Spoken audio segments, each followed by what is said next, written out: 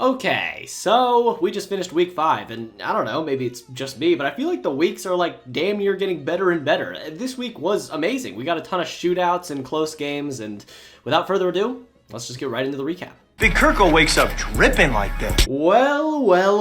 After continuous, forgettable to boring Thursday night games, we got ourselves a masterpiece. And after both teams went down the field and scored convincingly, we all knew we were getting something special. Cause who doesn't love a good old-fashioned shootout? The Bucks do, because they already love airing it out in every single game script possible, and for the Falcons, this is exactly what they needed to take an already solid, at times, offense to a point where they can be up there with the 49ers and Lions at their best. Now, yes, the Bucks were without their best player, and at one point had their third-string safety and another random-ass 64 overall in Madden in the secondary, but the most encouraging thing for the Falcons, even if they won or lost this game, was how comfortable Kirk Cousins looked. I mean, the chemistry was there with everyone, even Kyle Pitts catching passes. Kyle Pitts was being productive.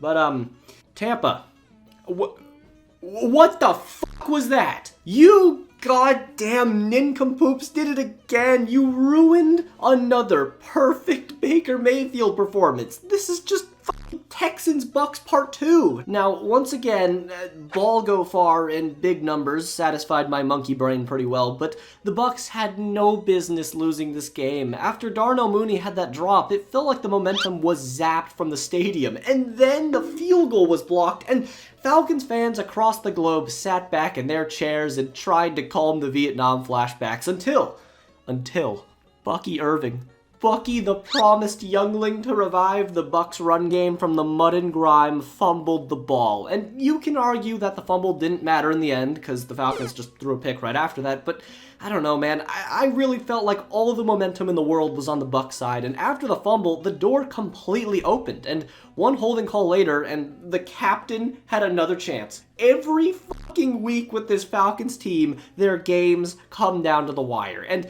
they somehow pulled it off again. It was close as hell, though. They barely got the spike down, then had a disaster delay of game thing happen, but Young Wei Koo is the clutch god, and now it was time for overtime, where in a game like this, where Kirk and Baker Mayfield were playing absolutely demented football, the winner of the coin toss would win the game. The Bucks did not win the coin toss. Kirk to Hodge, walk-off touchdown, Falcons win it. And I just still really don't like these overtime rules, man. It's not fair. Baker didn't even get a chance, and he played so well in this game. Again, just like the Texans game, like I said, and everything around him just collapsed. The run game, the O-line, the coaching was horrendous. The defense couldn't stop anything, and it sucks, man. It really sucks. But still, if the Bucks can get healthy and get Antoine Winfield back sooner rather than later, I'm not really worried at all for this team.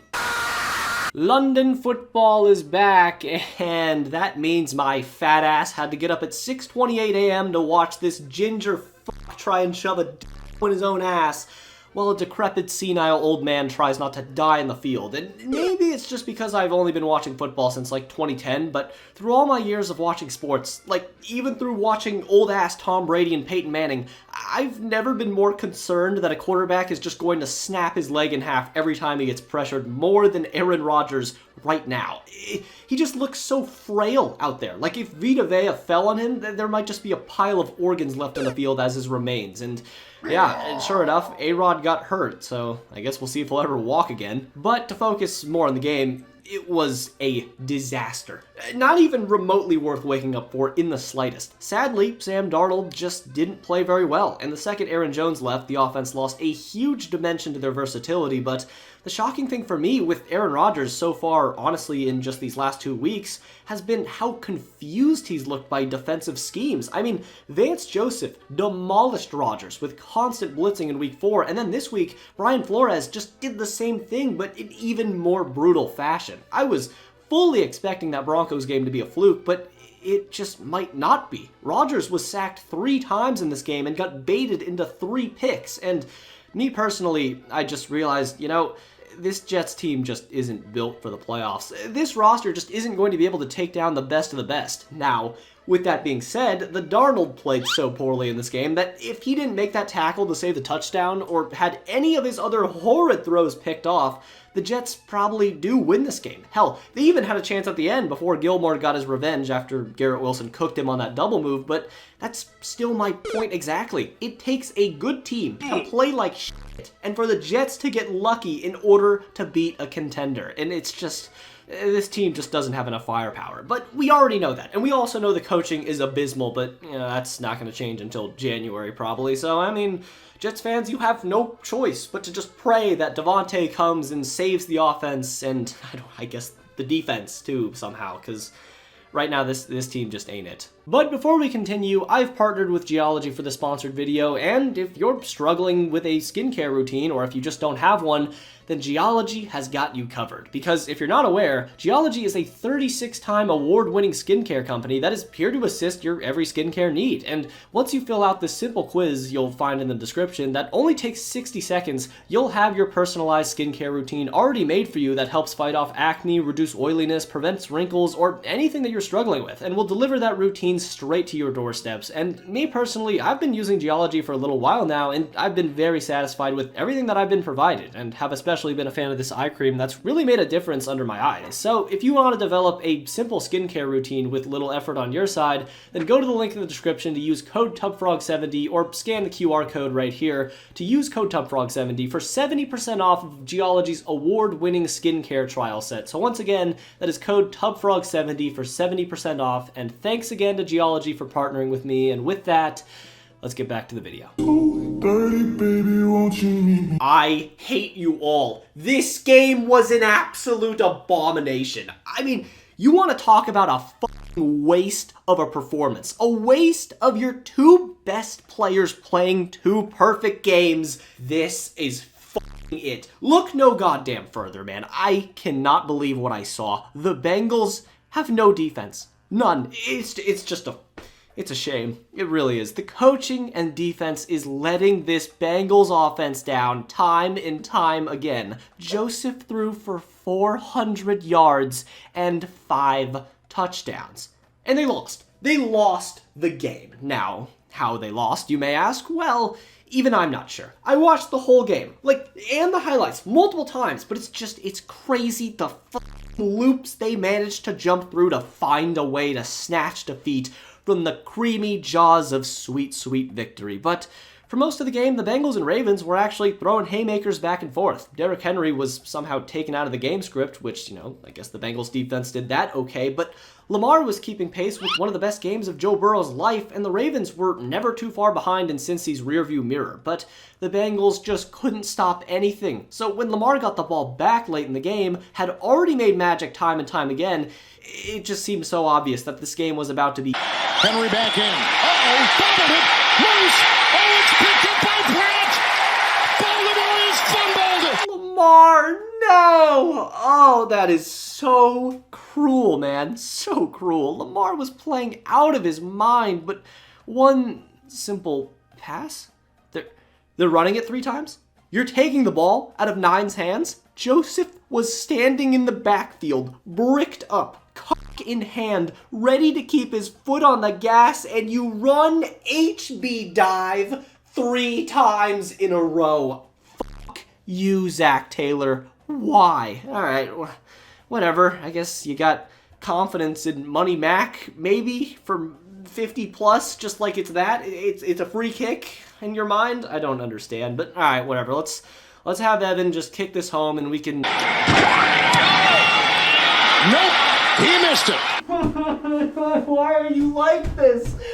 Why? The rookie holder fucked it up. I think I'm looking at this wrong. I think this is just a comedy act. I need to laugh at everything they do. So, do you think the Bengals won the coin toss? No, they didn't. No, Joe. You sit on the bench and watch. But I mean, at least Derrick Henry's been pretty quiet so far. So, the Ravens are going to have to take their time and dink and dunk their way down. Walking down the sideline. Breaks a tackle. Down to the 5. The king remains on the throne, and you know what? I won't even bother questioning Baltimore's defense until they start losing. What a game. What a game. Watch out, watch out, watch out, watch out! Okay, Josh, what was that?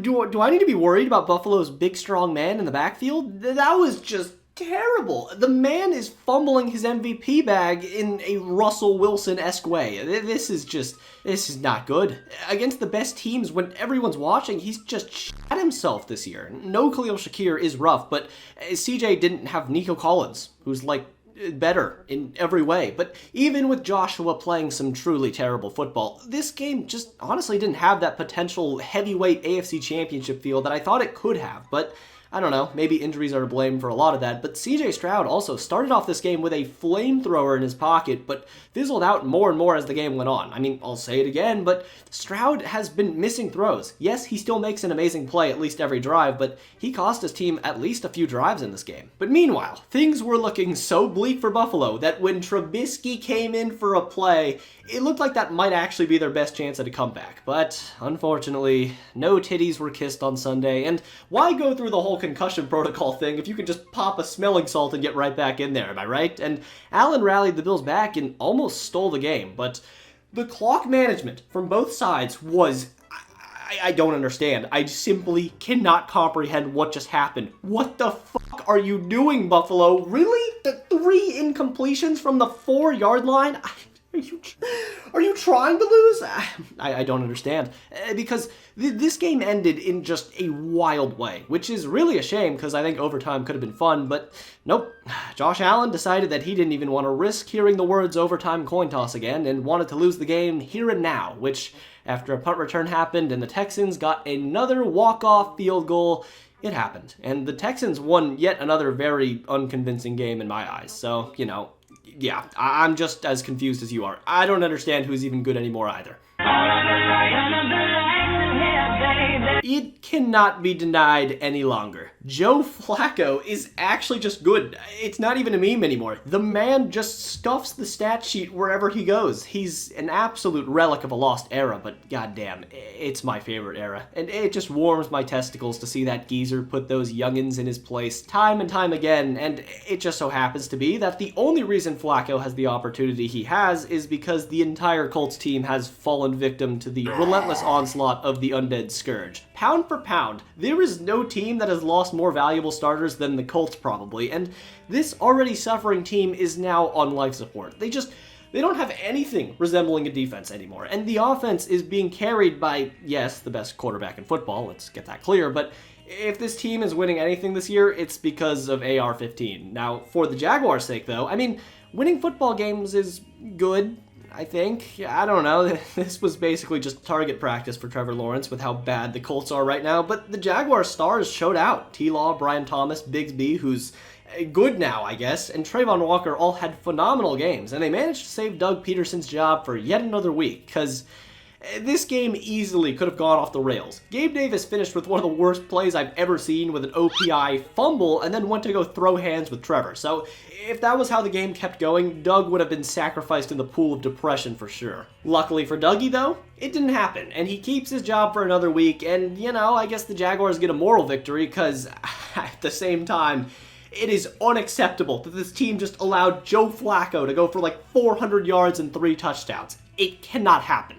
No offense. God damn it! It keeps getting sadder. The Dolphins can't have anything nice this year. On top of everything we know that's been taken from them, they just lost A-Chain for who knows how long, and Javon Holland went down as well. And despite all of that, they won a professional football game because the New England Patriots are not a professional football team. Like, the Patriots are one of the most untalented teams I've seen in a while, and this game was close throughout still. The whole thing was just, it was close, but impressively there was absolutely zero tension. Like, nobody cared at all, unless you're a big 1980s football guy, because zone runs and HB dives were on the menu all day long, but that was kind of it. I don't know what else you can say, man. Jacoby Brissett is not a good quarterback, and if his terrified style of quarterbacking keeps up, and as reports have showed, we are probably going to see Drake May a hell of a lot earlier than we thought this season. And with the Patriots also getting a little too Raidery off the field, yeah, a culture shift may be needed. Once again, for Miami, though, I simply do not understand why not only they just didn't bring in Ryan Tannehill, but why didn't they just throw a fourth or something for Justin Fields as a backup to the most injury-prone QB in football? I just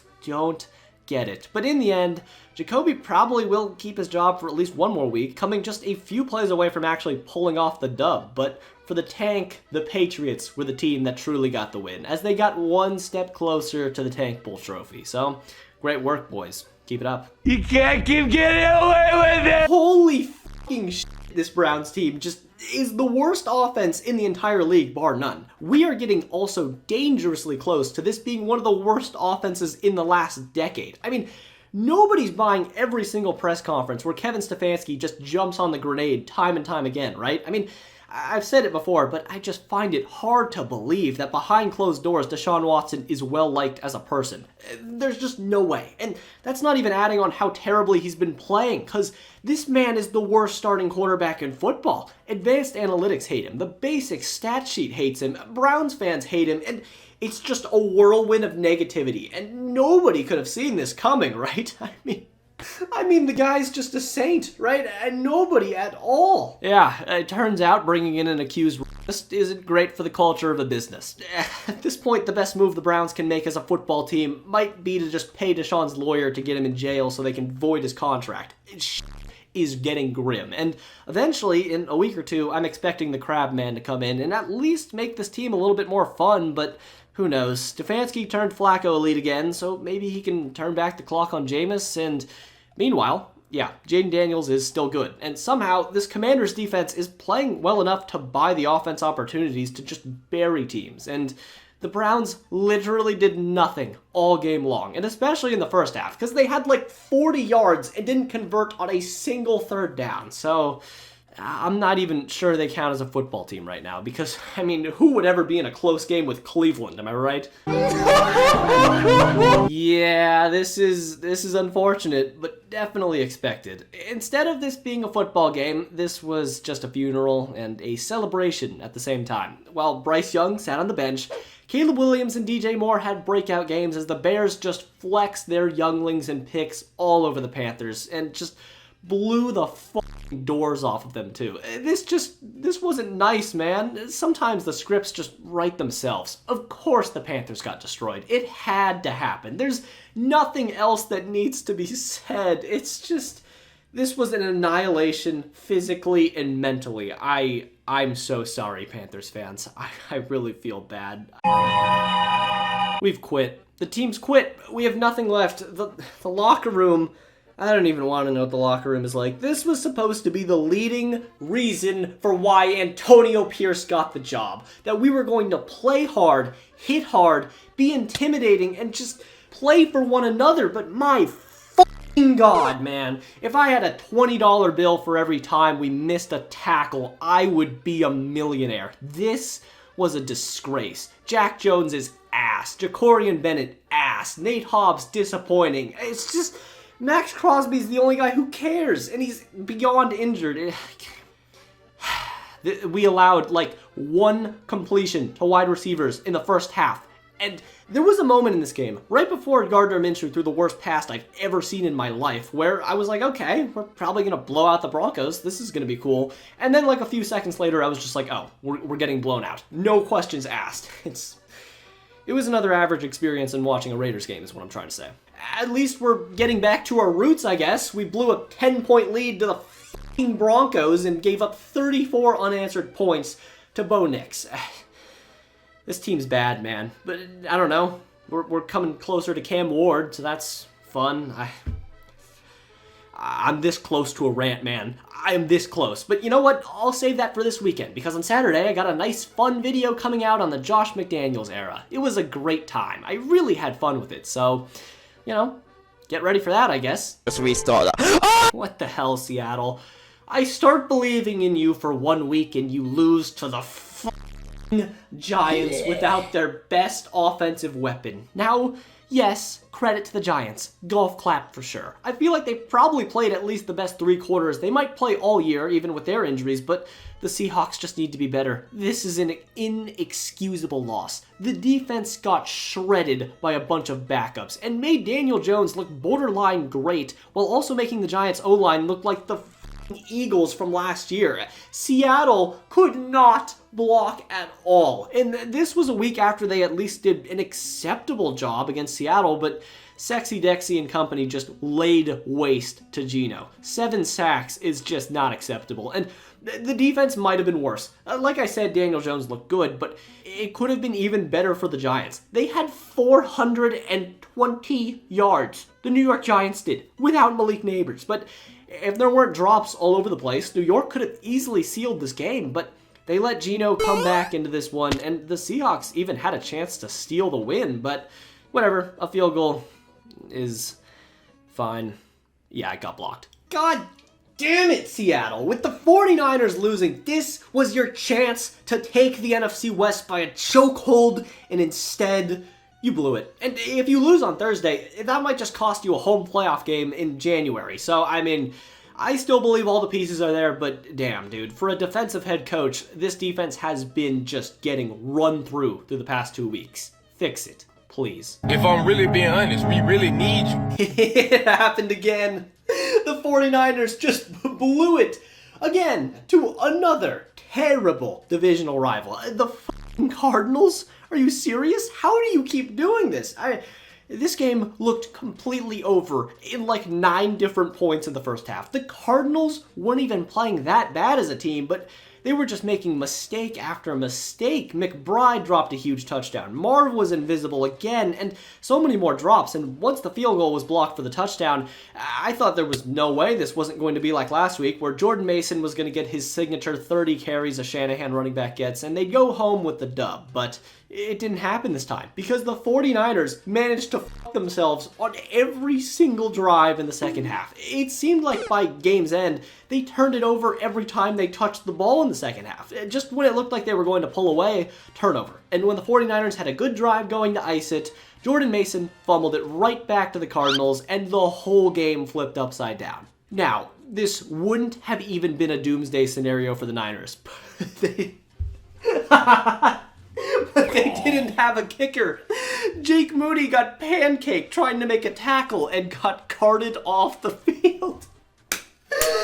He got carted off the field with an ankle sprain. So, yeah, they couldn't kick a field goal past like 30 yards probably. And once the Cardinals ran them out of timeouts and had their own backup kicker knock down the field goal, Purdy had a chance to get things done, which he did not. Hassan Reddick made a great play, and the Cardinals walked off the field, delivering the 49ers their second massive upset loss of the season.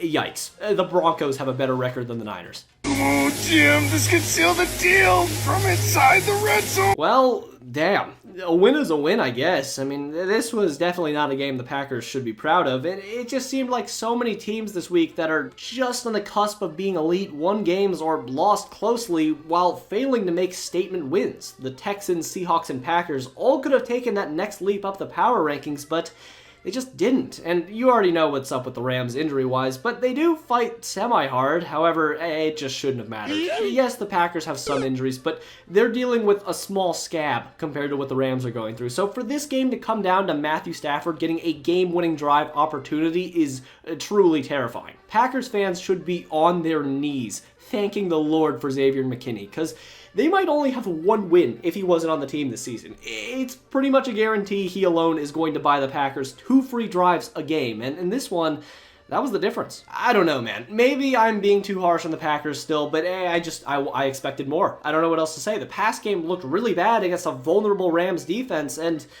once again, pieces are there, but they haven't put it together yet. There's still a ton of time left in the season, and maybe Jordan Love is still trying to figure things out after being hurt for a while, so we'll see. We'll see. Well, damn, it took a while to get there, but this was an amazing game. It wasn't aesthetically pleasing whatsoever, but to me, this is peak football, like it or not. 2 teams that really don't like each other, just hitting each other in the mouth over and over again, and the last man standing gets the win, because For most of the first half, it was really ugly. It felt like the Cowboys were blowing out the Steelers, but they had just a 3-point lead for most of the game because Dak kept throwing red zone picks. But luckily for them, Justin Fields picked a perfect time to just have the worst game of his career as a Steeler. So I mean, eventually it seemed like Dak was going to get things going, which he sort of did, but honestly, it was the run game for the Cowboys that got them back into the driver's seat. Yeah, I know, crazy. The Cowboys can do that sometimes. So while I was getting 2016 flashbacks from when Zeke popped off versus the Steelers, in reality it was Rico Dowdle doing the heavy lifting on offense while CD was pouting in the corner. And on the Cowboys' final drive, Dowdle was about to be the guy ready to punch it in and ice the game.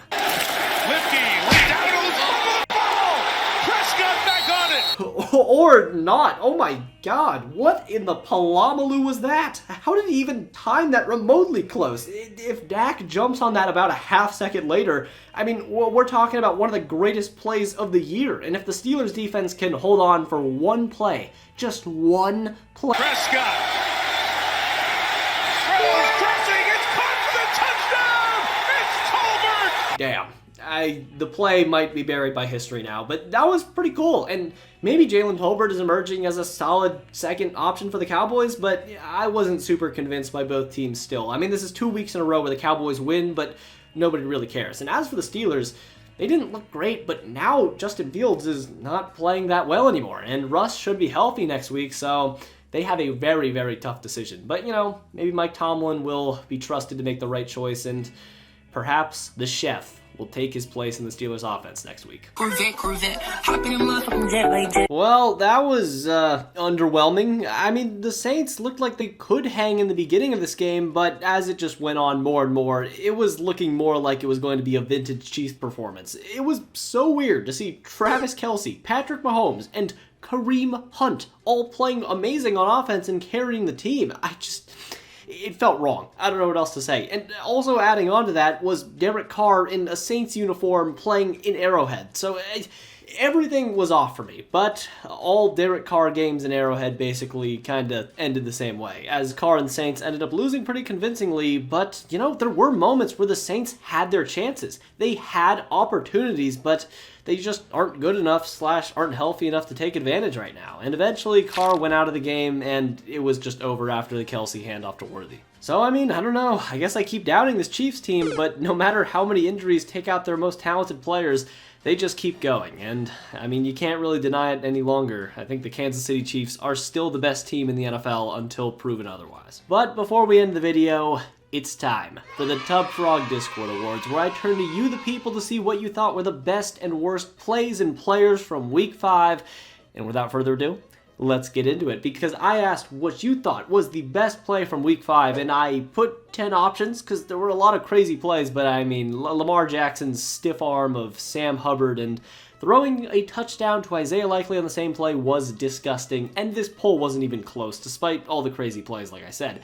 And then I asked what you thought was the best game from Week 5, and it was Bengals-Ravens, which is just crazy that Falcons-Buccaneers got outshined, because that would have won every other week this year, but Bengals-Ravens was actually just that great. And then I asked what you thought was the best individual player performance from Week 5, and Kirk Cousins, Big Kirko, dropped a 500 piece, which once again is crazy that Joe Burrow and Lamar Jackson didn't just run away with this, but it was just that nuts of a week. And then I asked what the worst team performance was from Week 5, and thank God, Cleveland, you've done it. You keep outshining us from taking the spot every single time, so good work, Deshaun Watson. Keep it up. And then I asked what you thought the worst individual player performance from Week 5 was, and this one also wasn't even close. Deshaun Watson, out here making plays for the team. He's really keeping the embarrassment for the Raiders to an absolute minimum. And then this one came down to the wire. Heated discussions left and right, but I asked what you thought the best OG mobile game was, and in the end, Angry Birds. I mean, you can't argue with the GOATs. You just can't. Angry Birds got it done. So anyways, if you like this video, then subscribe, because I got a lot of videos on the channel just like this one. And if you did like this video, then watch this video I did a few weeks ago on if Eli Manning is a Hall of Famer or not. It's pretty good, trust me. And thanks to all my patrons for pledging $1. It truly does mean a lot. But anyways, until next time.